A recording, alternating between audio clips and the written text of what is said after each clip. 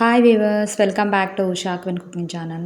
ఈ సమ్మర్లో మామిడికాయలు అనేవి మనకు బాగా దొరుకుతాయి కదా. సో ఆ మామిడికాయలతోటి మామిడికాయ పులిహోర ఎలా చేసుకోవాలో చూపించేస్తాను రండి. ఇలా ఒక అరకప్పు బాగా సన్నగా తురిమిన మామిడికాయని తీసుకోవాలండి. ఆ మామిడికాయ అనేది చాలా పుల్లగా ఉండాలి, అప్పుడే టేస్ట్ అనేది చాలా బాగుంటుంది. తర్వాత ఒక ప్యాన్ తీసుకొని స్టవ్ మీద పెట్టేసేసి మంటని లో ఫ్లేమ్లో పెట్టాలి. ప్యాన్ అనేది కొంచెం హీట్ అయిన తర్వాత ఒక 5 నుండి 6 టేబుల్ స్పూన్ల ఆయిల్ని దాంట్లో యాడ్ చేసుకోవాలి. ఆయిల్ అనేది కొంచెం హీట్ అయిన తర్వాత ఒక 2 టేబుల్ స్పూన్ల పల్లీలను దాంట్లో యాడ్ చేసుకొని ఈ పల్లీలు అనేవి కొంచెం ఫ్రై అయ్యే వరకు బాగా ఫ్రై చేసుకోవాలి. ఒక 2 మినిట్స్ పాటు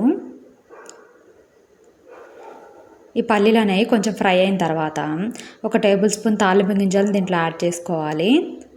అలాగే ఒక 4 పచ్చిమిరపకాయలని ఇలా కట్ చేసుకొని యాడ్ చేసుకోవాలి. అలాగే 3 ఎండుమిరపకాయలని ఇలా తుంచి యాడ్ చేసేసుకోవాలి. అలాగే కొంచెం కరివేపాకును కూడా యాడ్ చేసుకొని ఈ మొత్తం కూడా ఫ్రై అయ్యే వరకు జస్ట్ ఒక 2 మినిట్స్ పాటు బాగా ఫ్రై చేసుకుంటే సరిపోతుందండి.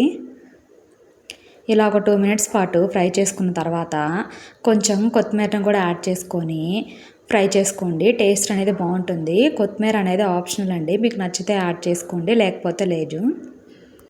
ఇలా ఒక 1 మినిట్ పాటు ఫ్రై చేసుకున్న తర్వాత ఇందాక మనం తురిమి పెట్టుకున్న మామిడి తురుము ఉంది కదా, దాన్ని దీంట్లో యాడ్ చేసేసుకోవాలి.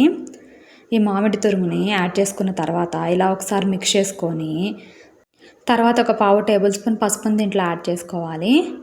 అలాగే ఒక టేబుల్ స్పూన్ ఉప్పును కూడా దీంట్లో యాడ్ చేసుకొని ఈ మొత్తం కూడా ఒక 2 మినిట్స్ పాటు బాగా ఫ్రై చేసుకోవాలి.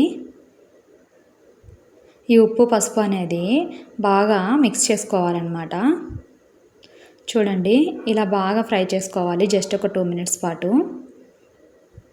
ఒక 2 మినిట్స్ పాటు ఫ్రై చేసుకున్న తర్వాత ఇంకా స్టవ్ ఆఫ్ చేసేసేసి మనం ఆల్రెడీ కుక్ చేసి పెట్టుకున్న రైస్ ఉంటుంది కదా, ఆ రైస్ని ఒక కప్పు దీంట్లో యాడ్ చేసుకోవాలి. కొద్దిగా యాడ్ చేసుకొని మిక్స్ చేసుకోండి.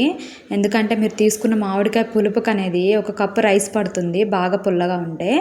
అదే కొంచెం పులుపు తక్కువ ఉంటే ఒక 1/2 కప్పు రైస్ అనేది కొంచెం తక్కువ పడుతుంది. సో అందుకని చెప్తున్నాను. ఇలా బాగా మిక్స్ చేసుకున్న తర్వాత దీంట్లో ఉప్పు కానీ సరిపోకపోతే ఇంకొంచెం మీరు యాడ్ చేసుకోండి, మీ టేస్ట్కి సరిపడా. టేస్ట్ అనేది చాలా బాగుంటుందండి. సో ఖచ్చితంగా ఈ మామిడికాయ పులిహోర అనేది మీరు కూడా ట్రై చేసి మీకు ఎలా వచ్చిందో నాకు కమెంట్ చేయండి. చూడండి, ఇంకా మన మామిడికాయ పులిహోర అనేది రెడీ అయిపోయింది. మీరు కూడా మీ ఇంట్లో ట్రై చేసి మీకు ఎలా వచ్చిందో నాకు కమెంట్ చేయండి. ఇలాంటి రెసిపీస్ ఏమైనా కావాలంటే కమెంట్లో పెట్టండి, చేసి చూపిస్తాను. మీకు కనుక ఈ వీడియో నచ్చినట్లయితే ప్లీజ్ మా ఛానల్ని లైక్ చేయండి మరియు సబ్స్క్రైబ్ చేయండి. మీ ఫ్రెండ్స్కి అండ్ మీ రిలేటివ్స్కి షేర్ చేయండి. Thank you for watching.